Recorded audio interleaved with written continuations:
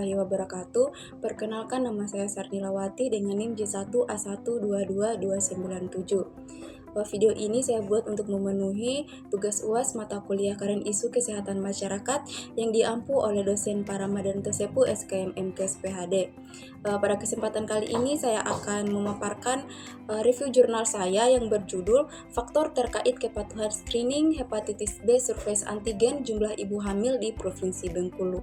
Adapun latar belakang pada penelitian ini yaitu hepatitis B merupakan kondisi infeksi yang dapat ditularkan dari satu orang ke orang lain melalui kontak langsung dengan cairan tubuh penderita.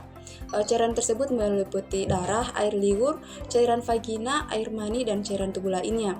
Ibu hamil dianggap sebagai salah satu kelompok demografi yang rentan di dunia. Di antara ibu hamil di Indonesia, negara berkembang, terdapat tingkat kesadaran yang relatif rendah mengenai partisipasi mereka dalam pengujian hepatitis B menggunakan hepatitis B surface antigen. Provinsi Bengkulu memiliki salah satu tingkat kematian kasus hepatitis tertinggi di seluruh negeri. Pada tahun 2019 terdapat 0,67% dan angka tersebut meningkat menjadi 0,69% pada tahun 2020. Kemudian terus meningkat hingga mencapai 0,96% pada tahun 2021. Selain itu, menurut Kementerian Kesehatan Indonesia, Provinsi Bengkulu merupakan salah satu daerah dengan pendapatan rata-rata terendah di seluruh negeri. Berdasarkan hasil penelitian ini, faktor-faktor yang mempengaruhi kualitas hidup ibu hamil antara lain terbatasnya pemahaman dan persepsi ibu hamil, serta kurangnya dukungan dari lingkungan sosialnya. Adapun desain studi pada penelitian ini yaitu penelitian ini dilakukan dengan menggunakan metode penelitian lintas bagian. Wawancara langsung digunakan untuk mengumpulkan data penelitian menggunakan kuesioner, termasuk persepsi ibu, dukungan pasangan, dukungan penyediaan layanan kesehatan, kualitas hidup, dan kecenderungan ibu untuk memeriksa hepatitis B surface antigen. Yang selanjutnya itu ada waktu dan lokasi. Penelitian ini dilakukan di Provinsi Bengkulu yang meliputi 9 kabupaten dan 1 kota. Implementasinya dimulai pada bulan Januari 2024. Selanjutnya itu sampel peserta. Strategi yang digunakan dalam prosedur ini adalah pendekatan multi-stage random sampling. Sebanyak 480 orang memilih untuk menjawab dan terpilih sebanyak responden dalam penelitian ini. Wanita yang sudah menikah menunjukkan keterampilan komunikasi verbal yang baik dan menunjukkan kemauan untuk berpartisipasi dalam penelitian ini merupakan kriteria inklusi dan dianggap memenuhi syarat untuk berpartisipasi dalam penelitian ini. Kriteria eksklusi adalah mereka yang tidak memiliki keterampilan literasi, mereka yang memiliki masalah kesehatan yang dianggap berbahaya seperti penyakit kronis, dan mereka yang tidak memiliki pendamping. Selanjutnya itu ada instrumen penelitian. Penelitian ini dilakukan melalui wawancara yang mencakup pertanyaan yang diambil dari kuesioner data demografi yang dilakukan oleh tim peneliti dan dibantu oleh enumerator. Penerapan teorisi digunakan untuk memastikan jumlah total jawaban termasuk persepsi ibu, dukungan pasangan, dukungan penyediaan layanan kesehatan, kualitas hidup, dan kecenderungan ibu untuk melakukan tes hepatitis B surface antigen. Dalam penelitian ini menggunakan analisis data univariat, bivariat, dan multivariat. Data univariat dilakukan pada tabel demografi untuk melihat distribusi setiap variabel. Setelah uji univariat respon dipisahkan menjadi 2 kelompok unik.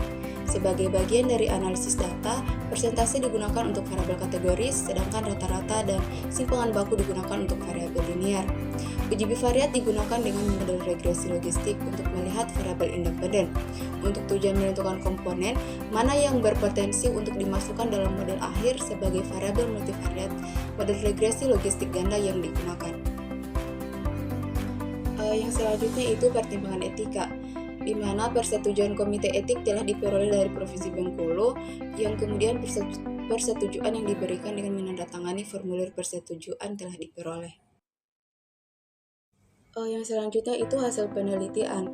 Hasil penelitian terbagi menjadi 3 kategori. Itu yang pertama proporsi variabel, di mana uji univariat mengungkapkan bahwa mayoritas partisipan terlibat dalam pernikahan dini, yang mereka itu adalah ibu rumah tangga, tinggal di daerah pedesaan, memiliki persepsi negatif, tidak menerima dukungan yang cukup dari suami mereka, mengalami dukungan pasif atau tidak memadai dari petugas kesehatan dan dihadapkan dengan keadaan kualitas hidup yang tidak menguntungkan.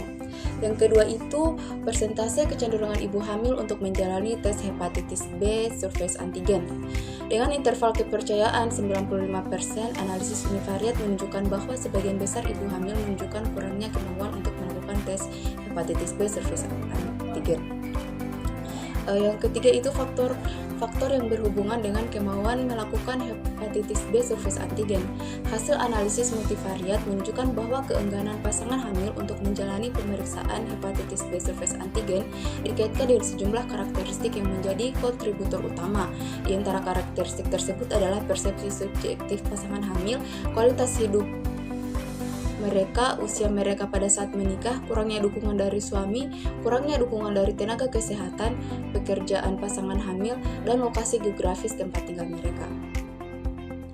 Adapun kesimpulan dari penelitian ini yaitu deteksi dini penyakit hepatitis B harus dilakukan secara aktif oleh suami, istri, dan tenaga kesehatan agar tidak terjadi peningkatan jumlah kasus penyakit hepatitis B dan penularan penyakit tersebut kepada anggota keluarga, pasien lain, dan masyarakat di luar rumah. Lebih jauh lagi, sangatlah penting bagi para wanita yang sedang hamil untuk memperoleh informasi yang dapat dipercaya dari fasilitas perawatan kesehatan, baik yang disediakan oleh pemerintah maupun oleh organisasi swasta. Hal ini dilakukan untuk menjaga kesehatan ibu dan perkembangan anak, sehingga mengurangi kemungkinan timbulnya masalah potensial apapun selama kehamilan.